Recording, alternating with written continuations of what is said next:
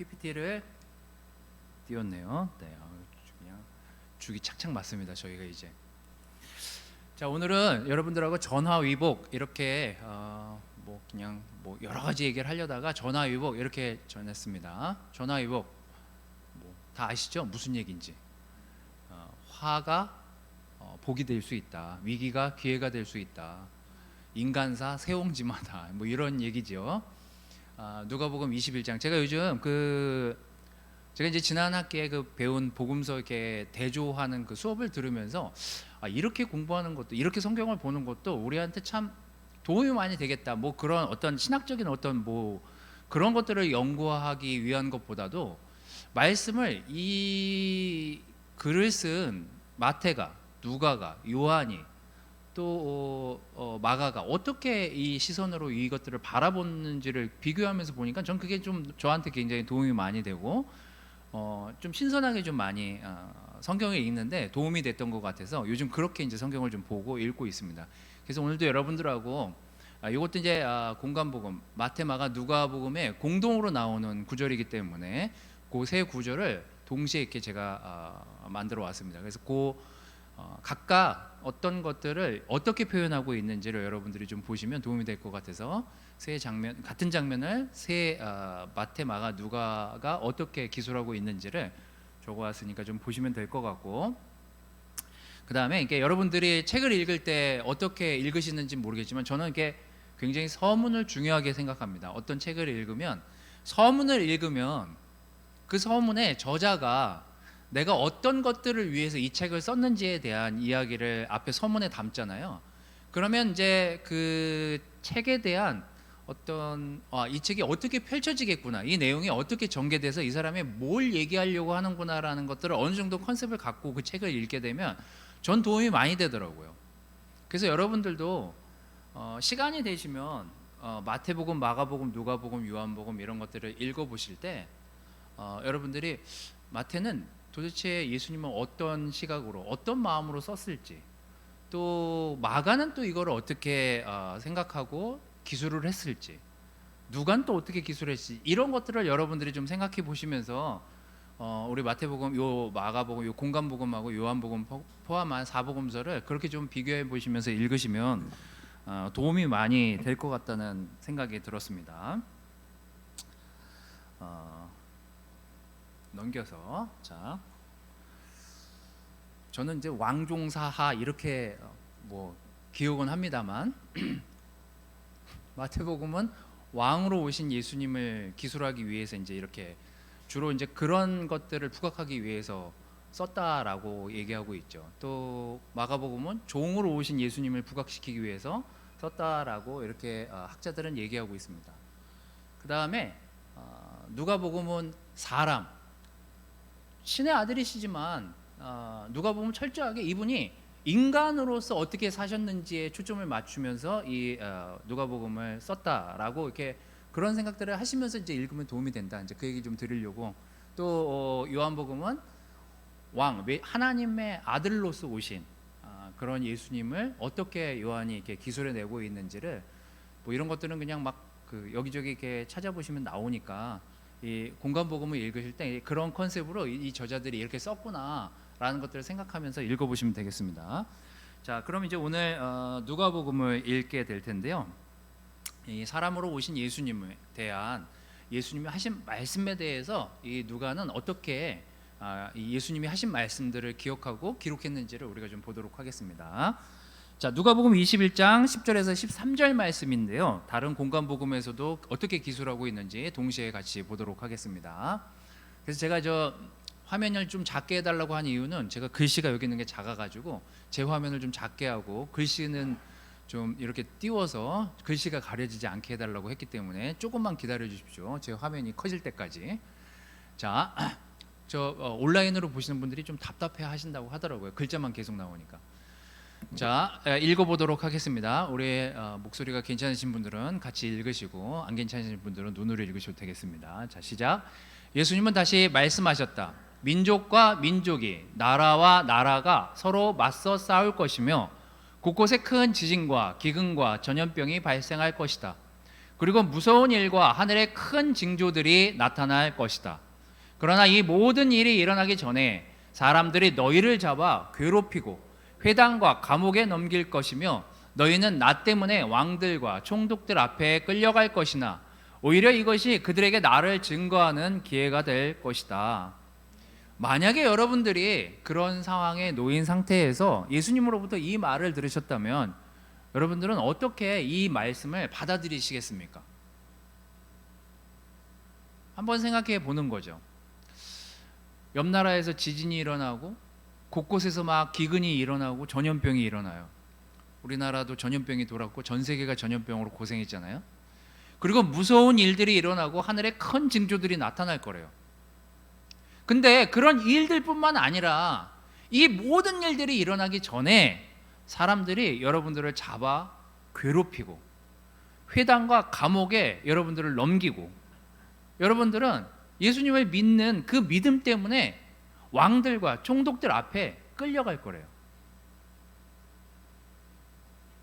그럼 어떻게 생각하시겠습니까? 이런 기회, 이건 진짜 기회다 이런 생각을 할까요?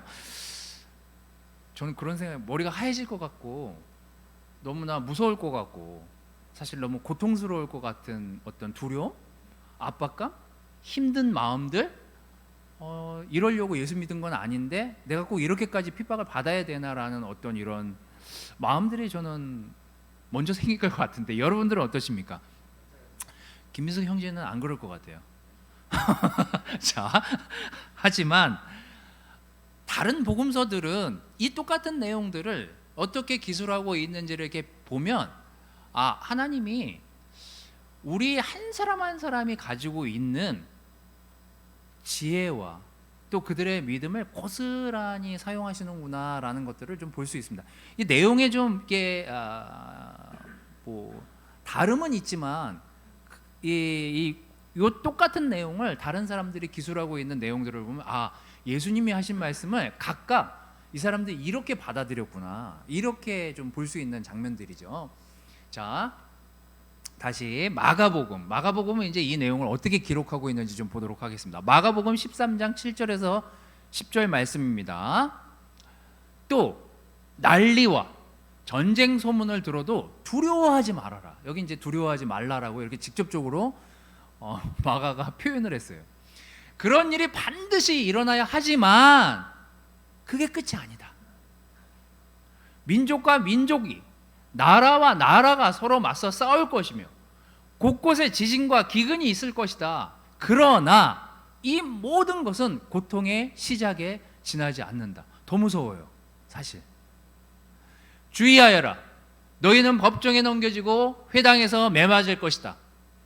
그리고 나 때문에 너희가 총독들과 왕들 앞에 끌려갈 것이나 오히려 이것이 그들에게 나를 증거하는 기회가 될 것이다. 먼저 기쁜 소식이 모든 민족에게 전파되어야 한다. 마가는 곳곳에 희망도 넣었고 하지만 그게 끝이 아닐 거다. 더 큰 위험이 닥쳐오겠지만 그게 결국은 너희들한테 좋은 하나님을 증거하는 좋은 기회가 될 거다. 이렇게 희망과 또 앞에 일어난 일들을 동시에 예수님이 말씀하셨다라고 이렇게 마가는 기록을 하고 있습니다. 마가가 이 사복음서 중에서는 제일 먼저 쓰였거든요. 그러니까 이게 어떻게 보면은 마태랑 누가가 이거를 가져다가 마가는 이렇게 기록했구나라고 생각하면서 좀 늘려서 썼다 그래서 마태복음, 누가복음은 장수가 더 깁니다. 그래서 그런 것들을 좀 기억하시면서 자, 그러면 이제 마태는 어떻게 기록하고 있는지 여기 이제 완전히 좀 다르게 기술을 합니다. 같은 내용인데 완전히 달라요. 여기는 자, 마태복음 10장 16절에서 20절 말씀이 앞에 두 기술된 내용하고 유사하지만 여긴 더 디테일하고 더 안정감 있는 말로 형제자매들을 위로합니다. 내가 너희를 보내는 것이 양을 이리떼 속으로 보내는 것과 같다. 그러므로 너희는 뱀처럼 지혜롭고 비둘기처럼 순결하여라. 사람들을 조심해라. 그들이 너희를 법정에 넘겨주고 회당에서 채찍질을 할 것이다. 너희는 나 때문에 총독들과 왕들 앞에 끌려가서 그들과 이방인들에게 내 증인이 될 것이다. 그러나 그들이 너희를 법정에 넘길 때 무엇을 어떻게 말할까 걱정하지 말아라. 그때 너희가 할 말을 일러주실 것이다. 이때 말하는 이는 너희가 아니라 너희 속에서 말씀하시는 너희 아버지의 성령이시다. 여긴 더 훨씬 위로가 되는 내용이 훨씬 더 많지 않습니까? 마태는 아마도 누가와 마가와 다르게 그 예수님이 하신 말씀이 공포스럽게 들렸지만, 아, 내가 정말 예수님을 따라 살면 이렇게까지 말할 수 있고 예수님을 의지하면 이렇게까지 되겠구나 라고까지 생각한 내용들을 여기 기술하고 있습니다. 전 이제 이 내용이 제일 마음에 많이 와닿아서 사실 이 내용을 원문으로 쓰려다가 본문으로 쓰려다가 이 내용을 뒤로 옮겼습니다. 전 너무 이렇게 이 세 개 같은 내용이지만 마태가 마음에 들었어요. 개인적인 생각입니다. 마태가 마음에 들었어요. 자, 우리가 참 이렇게 나 왜 지혜가 없지? 왜 이렇게 미련하지? 왜 이런 판단을 한 거지? 막 이런 생각이 들다가도 이 마태가 한 오늘의 이 구절을 보면서 내가 뱀처럼 지혜롭기 위해서 어떻게 해야 되는지, 비둘기처럼 순결하기 위해서, 그 비둘기처럼 순결했을 때 내가 어떤 위험을 닥치더라도 어떻게 말할지, 어떻게 행동할지 걱정하지 말라고. 하나님이 우리의 성령을 통해서 너희가 할 말을 일러주실 것이다. 그때 말하는 이는 너희가 순결하게 살아가고 있을 때 그때 말하는 이는 네가 아니라 너희 속에 말씀하시는 너희 아버지의 성령이시다. 그래서 어떤 위기나 위험이 닥쳐왔을 때 그때 너희가 그것에 대해서 당황할 게 아니라 어떻게 해야 될지를 생각해 보라고. 지혜롭게 그것들을 뱀처럼 지혜롭고 비둘기처럼 순결하게 그 상황을 맞았으면 좋겠다라고 하는 게 이 마태복음에서 기술한 내용입니다. 그럼 이제 그 내용을 가지고 오늘 여러분들하고 두 가지, 사람 살다 보면 위기의 순간과 위험의 순간과 왜 나에게 왜 이런 일들이 하필 지금 이때 이런 일들이 일어났을까에 대한 생각들을 해보게 되는 순간들이 찾아오죠. 뭐 노래에도 있지만 시험이 닥쳐왔을 때, 위기가 닥쳐왔을 때, 힘든 시간이 나에게 도래했을 때 그때 내가 어떻게 해야 될까? 그때 내가 그 상황을 어떻게 받아들이고 그 시간들을 건강하게 지나갈 수 있을까? 야고보서 1장 12절은 이렇게 말씀에 기록하고 있습니다. 시험을 견뎌내는 사람은 복이 있습니다. 시험을 이기고 인정을 받은 사람은 하나님이 자기를 사랑하는 사람들에게 약속하신 생명의 면류관을 받을 것입니다. 자, 여기 여러분들 이 야고보서 1장 12절 말씀을 읽으면서 제일 다가오는 문장이 뭡니까? 생명의 면류관? 약속한? 자기를 사랑하는 사람? 인정을 받는 사람? 시험을 이긴 사람? 어떤 문장입니까? 저는 어쨌든 모든 사람에게 그런 시간들이 찾아오고 모두가 피할 수 없는 그런 순간들이 찾아오는데 그걸 견디는 믿음이 우리에게 있는지, 그걸 견뎌낼 수 있는 사람만이 이 아래 내용들이 들어오게 되는 거죠. 시험을 견뎌내는 사람은 이렇게 시작하잖아요. 복이 있다고요. 시험을 이기고 인정을 받은 사람은 하나님의 자기를 사랑하는 사람들이 약속하신 생명의 면류관을 받을 거라고요. 어떤 사람이? 견뎌내는 사람이. 결국 인내에 대해서 이야기하고 있습니다. 피할 수 없지만 그 상황을 어떻게 받아들일 것인가에 대한 생각을 하게 하는 내용이죠. 자, 한번 이 예를, 예수님이 드신 이 예를 여러분들이 한번 여러분들에게 생각해 보시면서 이게 예수님이 왜 말씀하셨는지를 설명한 내용을 제가 정리해서 가져온 거거든요.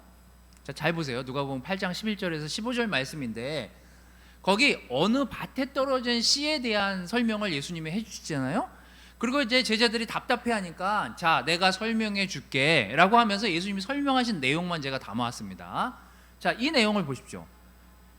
길가에 떨어진 씨는 그 말씀을 사탄이 빼앗아 감으로 그는 어떻게 될 것이다? 죽을 것이다. 또 돌밭에 떨어진 씨는 돌밭에 떨어져서 어떻게 살아는 나지만 뿌리가 없으므로 잠시 있다가 잠시 그것을 지키다가 죽을 것이다. 그 내용이다. 이렇게 이제 예수님이 설명해 주시죠. 가시덤불에 떨어진 씨는 세상의 걱정과 재물에 얽히고 쾌락 때문에 결국은 자기 말씀을 마음에 충분히 받아들이지 못하고 죽는 거다. 그리고 좋은 땅에 뿌려진 씨는 뭐 30배, 60배, 100배의 결말을 맺는다. 자, 이 내용을 여러분들은 어떻게 이해하십니까? 좋은 말씀이죠. 좋은 말씀으로 이해하시는 거죠. 네. 좋은 말씀으로 이해하는데 잘 보세요. 이게 장소의 문제를 얘기하시는 거예요? 아니면 어떤 상황에 처한 사람을 얘기하는 걸까요? 예수님이 얘기하시고 싶은 게 뭐예요? 길가, 돌밭, 가시덤불, 좋은 땅은 뭘 비유하시는 거예요? 마음. 자, 이거를 마음이 어떻게 받아들이는지, 이 상황에 대한 마음을 너희가 어떻게 받아들일 건지에 대한 설명을 해주시는 거거든요. 자, 마음이 길가인 사람이 있어요. 마음이 길가에 있어요. 말씀을 들었는데 그냥 나가면 잊어버리는 거죠. 그걸 누가 뺏어가냐면 사탄이 뺏어간다라고 예수님은 설명하는 거예요. 마음에 우리가 오늘도 말씀을 듣지만 어느 순간 말씀을 이렇게 제가 이렇게 여기서 읽고 여러분들이 말씀 맞아, 저 말씀이 맞지, 나는 길가에 있지 라고 하면서 갑자기 오늘 남편하고 싸운 것들이 생각나거나 뭐 이렇게 뭐 안 좋은 일이 막 생각나는 거죠. 회사에서 뭐 꾸중들은 일이나 회사에서 뭐 안 좋은 일이 있거나 막 이렇게 떨어지면 이렇게 상황이 머릿속에서 딱 말씀이 잊혀져 가면서 이 예배당을 나가면 없어지는 말씀이 되는 거죠. 이제 그런 거. 그래서 사탄이 너희 마음의 말씀을 뺏어가지 못하게 하는 게, 좋은 마음을 가지고 살아가는 게 되게 중요한데 어떤 사람은 길가에 떨어진 마음으로 지금 오늘 이 순간 살아가고 있고, 돌밭에 떨어진 사람처럼 오늘 마음을 불안하게 가지고 가는 사람이 있고, 가시덤불처럼 정말 많은 가시들이 돋아나서 이것도 못하겠어, 저것도 못하겠어, 저것도 안 할래, 이것도 안 할래, 저것도 싫어, 이것도 싫어, 그렇게 그냥 내 마음에 그냥 가시처럼 막 번져나온 가시들 때문에 말씀이 뿌리내리지 못하는 지금의 내 마음을 뭐 맞닥뜨릴 수도 있는 거죠. 하지만 지금 예수님이 하시고자 하시는 말씀은 이 시험과 어려운 일들이 닥쳤을 때 너의 마음이 충분히 하나님께로 가 있고 좋은 마음으로 이 말씀을 기억하려고 한다면 그때서야 이 마음에서 결실을 맺을 거다. 30배, 60배, 100배의 결실을 맺게 될 거다. 결국 예수님이 하시고자 하시는 말씀은 지금 내 마음이 길가든 돌밭이든 가시덤불이든 네 마음의 밭을 계속 갈아서 좋은 땅이 될 수 있도록 좋은 마음으로 이 말씀을 지닐 수 있게끔 우리의 태도를, 인내를 가지고 만들어가는 과정은 절대적으로 우리의 몫이다. 정말 우리에게 필요한 태도다. 그래서 그 말씀을 잘 간직하여, 예수님이 그 뒤에 나오는 내용이 뭐예요? 이게 설명을 하고 마지막 15절에 한 말씀이 저 뒤에 나오는 내용이에요. 그래서 그 말씀을 잘 간직해서 인내로 열매를 맺는 사람, 결국 뭐예요? 마음에 지금 길가에 있던, 돌밭에 떨어졌던, 지금 내 마음이 돌밭이던, 예수님 정말 오늘 말씀 읽기도 너무 힘들고 이 말씀 내가 지키기도 너무 힘들고 받아들이기도 너무 힘들고 전 현숙한 아내가 되기도 싫고요, 막 이러면서 막 자기 마음에 여러 가지 갈등과 싸움들이 일어나고 있을 때, 그래도 내가 예수님의 말씀을 다시 한번 인내로 한번 가보겠습니다. 내가 순종하며 지금 이 상황을 예수님의 태도로 받아들이겠습니다. 이렇게 마음을 바꾸려고 노력하는 시간들을 가져갔을 때 결국은 열매를 맺는 사람이 될 것이다 라고 예수님이 우리 제자들에게 설명을 하고 계시는 내용입니다. 여기 그래서 예수님이 이 복음서에 설명하시기를, 아까 누가복음에 나오는 내용을 제가 다시 기록해 왔는데, 아무리 어떤 난리가 일어난다 하더라도, 너희들이 내가 없는 상황에서 어떤 환난과 고난이 닥쳐오고 어떤 위험한 상황이 너희들에게 닥쳐온다 하더라도, 어떤 위기가 너희들에게 찾아온다 하더라도, 그리고 그 힘든 시간들이 너희들에게 찾아온다 하더라도 오히려 이것이 그 일들을 통해서 나를 증거하는 기회가 될 것임을 너희들이 믿으라는 거죠. 여러분, 우리가 시험과 환난과 여러 가지 상황에 맞닥뜨릴 수 있습니다. 하지만 예수님이 우리에게 얘기하시는 것은 결국 그 인고, 인내의 시간, 참아야 되는 시간은 절대적으로 우리 몫이다. 그것들을 잘 좋은 밭으로, 좋은 마음으로 받아들이려고 애쓰고 노력하고 그 시간을 건강하게 지나가도록 노력한다면 결국은 이 위기가 정말 좋은 기회로 다시 돌아올 것이라는 예수님의 말씀을 여러분들이 믿으시면 되겠습니다. 자, 두 번째는 결국 우리가 예수님의 말씀을 많이 마음속에 심어두고 그것을 위기 상황에서 기억해내고 끄집어내는 사람만이 결국 놀라운 결과물을 만들어낼 수 있다라는 생각이 들었습니다. 결국 제가 저기다 앞에 쓰진 않았지만 말씀을 아는 것이 힘이라는 거죠. 그래서 아까 읽었던 그 야고보서 1장 22절, 아까 그 12절에서 쭉 읽어서 밑으로 내려오면 22절에 여러분은 그래서 말씀을 듣기만 하여 자신을 속이지 말고 말씀을 실천하는 사람이 되라고 하십니다. 자, 말씀으로 나를 변호할 수 있고 말씀으로 내 주장을 설명할 수 있죠. 하지만 말씀으로 나를 속이기도 한다는 거예요. 예수님이 광야에서 시험 받을 때 사탄이 말씀으로 예수님을 현혹하잖아요. 우리가 뭐 수도 없이 봤지만, 그래서 우리가 그 말씀이 나에게 건강하게 뿌리내리고 내가 어떤 상황에서든 건강한 말씀들이 기억돼서 밖으로 나올 수 있게끔 우리가 말씀에 대한 충분한 이해와 또 충분한 말씀에 푹 젖어서 사는 성경 구조를 많이 알고 있다면 저는 인생에서 참 많은 도움이 될 거라는 생각이 들었습니다.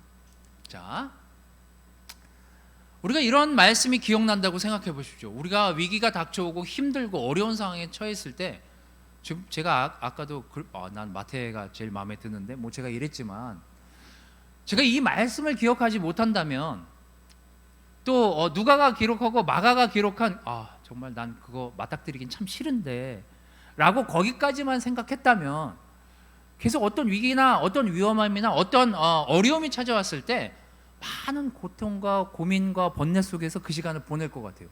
근데 참 이런 구조를 기억하고 있다면 참 기분이 좀 좋아지지 않을까요? 좀 되게 많이 격려가 될 것 같아요. 어떻게 말할까? 걱정하지 말아라. 그때 너희가 할 말을 성령께서 일러주실 것이다. 이때 말하는 이는 너희가 아니라 너희 속에서 말씀하시는 너희 아버지의 성령이시다. 제가 잠깐 또 자료를 하나 가져왔는데요. 여기 자료가 나오지는 않습니다만 내용이 좀 있어서 제가 그 TV에 제가 이렇게 좀 좋아하는 프로들이 몇 개 있는데요. 그 다큐멘터리 같은 프로그램을 제가 좋아하고 또 하나 이게 역사 공부하는 걸 되게 좋아해요. 제가 저도 이렇게 좋아하는 과목들이 이렇게 정해져 있고 숫자 나오는 과목들하고는 저는 안 친하고, 그래서 저는 이제 공대생하고는 저는 이제 좀 거리를 두고 어제도 이제 공대 나오신 분이랑 좀 얘기를 했는데 하여튼 좀 대화에 좀 핀트는 안 맞아요. 어떤 대화를 할 때. 하지만 한 방향으로 가고 있다는 거. 자, 그러나 제가 이 어떤 사건들을 기억하고 이 사건들을 이 사람들은 이런 시각으로 바라봤구나라고 하는 것들이 저는 이제 역사 공부를 하면 되게 흥미롭고 재밌는 부분들이 이제 그런 부분들이기 때문에 저는 어제 저도 오늘 대학생들 점수가 나왔을 텐데 오늘 대부분 시험 본 학생들은 저도 이제 어제 점수가 나왔거든요. 유일하게 기독교 역사 부분만 A예요. 제가. 그래서 뭐 그걸로 그냥 굉장히 만족해하고 있습니다. 자, 하여튼 그런데 다른 과목은 제가 답을 드리지는 않겠습니다. 자, 근데 그 패스트 흑사병이 돌았던 그 시기에 여러분 뭐 마틴 루터 아시잖아요. 종교개혁했던 이 가족도 피해갈 수가 없었던 거예요. 이 마틴 루터의 2명의 동생들도 사망을 합니다. 흑사병이 돌면서. 그런데 그 당시에 이 유럽에 전체적으로 퍼져 있는 사람들의 대부분의 고정관념과 생각들은 그 병을 뭐라고 생각했겠어요? 하나님이 내리신 벌이다. 왜냐면 기독교가 아니라 캐톨릭 교회를 중심으로 사람들이 의사소통을 하고 의사결정을 내리는 구조 속에 있었기 때문에 다른 뭐 어떤 생각을 할 수도 없었던 구조였던 거예요. 그러니까 사람들이 병들고 죽어나가는 과정에 대한 설명들을 사람들은 어떻게 생각했냐면 벌 받는 거다 우리가. 그리고 신부나 이런 사람들도 그러니까 더 면죄부를 더 팔고 뭐 이상한 행동들을 막 한 거죠. 근데 이제 그걸 밝혀내는 과정에 마틴 루터가 있었던 거예요. 심지어 제가 이제 그 기록들을 보니 6년 동안 유럽 인구 3분의 1에 해당하는 인구가 소멸됩니다. 집안 4명 중에 2명이 죽어나갔대요. 그러니까 우리 4가족 중에 2명만 살아남고 2명은 죽는 거예요. 이걸 여러분 가족에게 그냥 비유해 보시면 여러분 가족의 50%가 죽은 거예요. 많은 미신, 많은 주술들이 이때 당시에 일어났고요. 성경적이지도 않은 내용들을 가르치기 시작합니다. 거기 뭐 채찍질 고행단이라는 게 있었대요. 그래서 너의 죄 때문에 네가 지금 이 고통을 당하는 거니까 스스로 채찍을 하면서 이 죄를 고백하고 이겨내라. 그래갖고 본인이 막 심지어 채찍을 들고 와서 신부들한테 때려달라고까지 했대요. 그러니까 이 사람들이 또 맞으면서 피가 나오면서 또 전염이 됐을 거 아니에요. 교회가 전염의 공간이 된 거예요. 사람들이 어디에 와서 죄를 고백해야 되는데 고백할 데가 없으니까 다 교회로 모이는데 교회에서 또 채찍질까지 하면서 피를 토하게 하고 피를 묻히게 하면서 더 많이 이 흑사병들이 번져나가기 시작한 거예요. 이게 뭐냐면 다 말씀을 조금만 읽었다면 이런 일들이 일어났을까? 과연 이걸 믿었을까 이 사람들이? 그래서 마틴 루터는 답답했던 거죠. 종교개혁을 할 수밖에 없는 시기가 도래했던 거예요. 이 병으로 인해서 사람들의 생각이 엄청나게 깨이게 되죠. 또 이 종교개혁을 통해서 사람들이 이게 아니었네라는 현실을 파악하게 되죠. 이때까지만 해도요, 농노들이 자기는 천한 신분, 자기들은 부족하기 때문에 이 영주들한테 이런 하대를 받으면서 농사를 지을 수밖에 없는 존재로 생각했었는데요. 이 패스트가 끝나고 변한 게 뭔지 아세요? 이제 영주도 자기가 부려야 자기 땅은 넓은데 일할 사람이 없는 거예요. 이 농사를 지었던 사람들은 우리가 없으니까 쟤들도 굶네? 그래서 자존감이 올라간 거예요. 그래서 농노들이 자신감이 생긴 거예요. 그래서 이때부터 영주들과 이 농사를 지었던 사람과의 관계도 변화가 생겨요. 결국 어떤 큰 위험과 큰 사건들은 우리에게 뭔가 배움도 주게 하고 알게 함도 깨닫게 하지만 제가 이 13세기 일어났던 이 흑사병의 일들을 돌아보면 결국 뭐에서 비롯됐냐면 말씀을 몰랐구나. 이 사람들이 정말 말씀을 충분히 이해하고 정말 올바른 가르침을 받지 못했구나. 그래서 이런 병들이 더 병을 키우는 현상들을 초래하게 됐구나. 자, 루터가 치명적 흑사병으로부터 도망칠 수 있는 것인가? 라는 소책자를 출판합니다. 사람들은 흑사병을 하나님이 내린 형벌이라 여겼기 때문에 그것으로부터 도망하는 것은 불신앙이라고 여겼답니다. 그리고 그런 주장들을 대부분 펼쳤습니다. 그때 루터는 다음과 같이 질문을 합니다. 만일 집에 불이 났을 때 하나님의 심판이라며 가만히 있어야 하는가? 물에 빠졌을 때 수용하지 말고 하나님의 심판이라며 익사해야 하는 것인가? 다리가 부러졌을 때 의사의 도움을 받지 않고 이건 하나님의 심판이야. 저절로 나을 때까지 참고 버텨야 해 라고 해야 하는가? 그렇다면 배고프고 목마를 때 왜 당신은 먹고 마시는가? 이거 성경 구절 예수님의 어디 누구한테 하신 말씀이랑 비슷하지 않아요? 주일날 안식일에 일하지 말고 뭐 하라는 그 사람들한테 한 얘기랑 비슷하지 않아요? 너네 소가 빠졌으면 소 안 구할 거야. 이 얘기 하신 거랑 되게 비슷하잖아요. 우리는 지금 성경을 알고 있잖아요. 자, 계속해서 마틴 루터가 그 책을 통해서 이렇게 사람들을 가르치고 깨우칩니다. 나는 하나님께서 자비를 베푸셔서 우리를 지켜달라고 간구는 할 것이다. 그리고 나는 소독하여 공기를 정화할 것이고 약을 지어 먹을 것이다. 나는 내가 꼭 가야 할 장소나 꼭 만나야 할 사람이 아니라면 피할 것이다. 나와 이웃 간의 감염을 예방할 것이다. 놀랍지 않아요? 혹시라도 나의 무지와 태만으로 이웃이 죽임을 당하게 해서는 안 되기 때문이다. 만약 하나님이 나를 데려가기 원하신다면 나는 당연히 죽게 되겠지만 적어도 내 자신의 죽음이나 이웃의 죽음에 책임을 져야 할 일은 없을 것이다. 그러나 만일 이웃이 나를 필요로 한다면 나는 누구든 어떤 곳이든 마다하지 않고 달려갈 것이다. 너무 지혜롭지 않습니까? 결국 이분의 이 지혜를 통해서 하나님이 이 유럽 전역에 엄청난 불씨를 던지게 되죠. 사람들은 말씀을 읽게 되기 시작하고 말씀을 알게 되려고 노력하게 되고 각자가 하나님의 말씀이 어떻게 이루어지는지 자신에게 어떻게 적용이 돼야 되는지를 사람들이 일깨우기 시작합니다.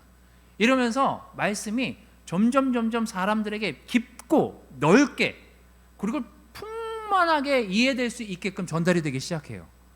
바로 이 마틴 루터의 종교개혁을 지나가면서 생겨나는 현상들입니다. 우리는 어떤가요? 다시 우리 구절로 돌아와서 야고보서 그 1장 여러분들이 아까 읽은 그 22절 뒤에 23절 25절은 이렇게 기술합니다. 말씀을 듣고도 실천하지 않는 사람은 거울에 자기 얼굴을 들여다보는 사람과 같습니다. 그는 자기 모양을 보고도 거울 앞에서 떠나면 곧 제 모습을 잊어버립니다. 그러나 자유를 주는 완전한 그리스도의 법을 마음속에 새기고 그것을 지키는 사람은 듣고 잊어버리는 사람이 아니라 실천하는 사람입니다. 이런 사람은 그가 하는 일에 복을 받을 것입니다. 말씀에 다 나와 있거든요. 내가 남에게 전했다면 너도 그 말씀에 적용이 되어라. 남에게 그 말씀을 지키라고 했다면 너도 그 말씀을 지켜라. 행동으로 옮겨라. 제가 여기서 여러분들에게 말씀을 전하면서 여러분들에게 지키라고 하면서 제가 안 지킨다면 여러분들도 똑같이 여러분들이 저에게 얘기해 주셔야 그게 정상이라는 거죠. 그걸 정말 성경을 아는 사람이라면 그렇게 해야 된다는 거예요. 자, 베드로전서 2장 7절 9절 말씀을 보면서 오늘 말씀을 좀 정리하도록 하겠습니다. 그러므로 이게 너희는 왕 같은 제사장이다 이 얘기하면서 그 위에 나오는 내용입니다. 그러므로 믿는 여러분에게는 그분이 가장 귀중하지만 불신자들에게는 쓸모없는 돌에 불과합니다. 이것은 건축자들이 버린 돌이 집 모퉁이의 머릿돌이 되었다는 말씀과 그리고 걸려 넘어지게 하는 돌과 바위가 되었다는 말씀과 같습니다. 그들은 하나님의 말씀에 불순종하기 때문에 걸려 넘어지며 또 이렇게 되는 것이 하나님의 뜻입니다. 그러나 여러분은 하나님이 선택하신 민족이며 왕 같은 제사장이요 거룩한 나라요 하나님의 속한 소유가 된 백성입니다. 이것은 여러분을 어두움에서 불러내어 놀라운 빛 가운데 들어가게 하신 하나님을 널리 찬양하도록 하기 위한 것입니다. 이게 뭐예요? 선택하신 민족이고 왕 같은 제사장이라면 불순종하지 말고 하나님의 말씀이 우리를 걸려 넘어지게 하는 그런 도구로 사용되어질 것이 아니라 하나님의 왕 같은 제사장이라면 말씀을 받아들일 뿐만 아니라 순종할 수 있는 자세 또한 우리에게 필요하다. 그래서 그 상황들을 우리가 얼마나 성경적으로 이해하려고 하고 성경적으로 우리가 성경적 관점으로 바라보려고 하고 우리가 처한 상황들을 어떻게 말씀은 해결하길 원하는지를 충분히 알고 이해하는 과정이 너무 필요하다. 오늘 성경은 이렇게 기술을 하고 있습니다. 오늘 여러분들하고 저는 전화위복에 대해서 얘기했습니다. 피할 수 없죠. 언젠가 우리에게 위험한 순간들이 다가오고 또 위기의 상황들이 다가오고 어려운 상황들이 닥쳐올 거라는 거 우리 뭐 경험도 해봤고 또 지금도 경험하고 있고 앞으로도 또 경험하게 될 것입니다. 하지만 그런 시험이 찾아왔을 때 우리에게 충분히 인내하는 마음의 태도로 우리의 마음을 지키는 것이 매우 중요하다. 우리의 마음을 신실하게 지키려고 한다면 그것이 길가에 떨어지든 돌밭에 떨어지든 어디에 떨어지든 좋은 밭으로 우리가 그 말씀을 지키면서 결국은 그 시간이 좋은 것들로 열매를 맺게 될 것이다 라는 것들로 여러분들이 그 상황을 이해한다면 저는 그 인내의 시간이 또 고통의 시간이 시련의 시간이 여러분들에게 좋은 열매로 찾아올 것이라 믿습니다. 또 하나 여러분들에게 지금 이런 시간들 어려운 시간들 또 여러분들이 처한 어떤 시간들 속에서 저는 여러분들이 하나님의 지혜를 알려고 노력하고 지혜를 구하고 그런 기도를 드리고 또 말씀을 통해서 이 상황들을 어떻게 이해하려고 배우고 있는지를 받아들이면 아마도 지금의 이런 시간들 또 여러분들이 겪게 될 그런 어려운 상황들 속에서 전 놀라운 배움이 있을 거라는 생각이 듭니다. 아마 하나님께서 주시는 놀라운 지혜가 하나님이 성경을 통해서 우리에게 주시는 놀라운 메시지가 우리가 처한 상황들을 정말 쉽고 명쾌하게 이해할 수 있게끔 우리가 더 말씀을 가까이 두고 더 말씀을 이해하려고 노력하고 더 말씀을 많이 내 마음속에 묵상하고 담아두려고 하는 자세가 결국은 어려운 상황이 왔을 때 우리에게 복이 되는 상황으로 맞닥뜨릴 수 있는 그런 지혜의 모습이 아닐까라는 생각이 들었습니다. 전화위복 여러분들에게 어떤 상황이 직면에 있는지는 전 잘 모르겠습니다만 어떤 상황이 닥쳐왔을 때 그것이 복이 되게 하려고 한다면 인내하시고 말씀을 여러분 마음 안에 많이 묵혀두시고 배우는 그런 지혜로운 형제자매들이 되시기를 바라겠습니다. 말씀을 마치도록 하겠습니다. 자, 오늘 조직 모임의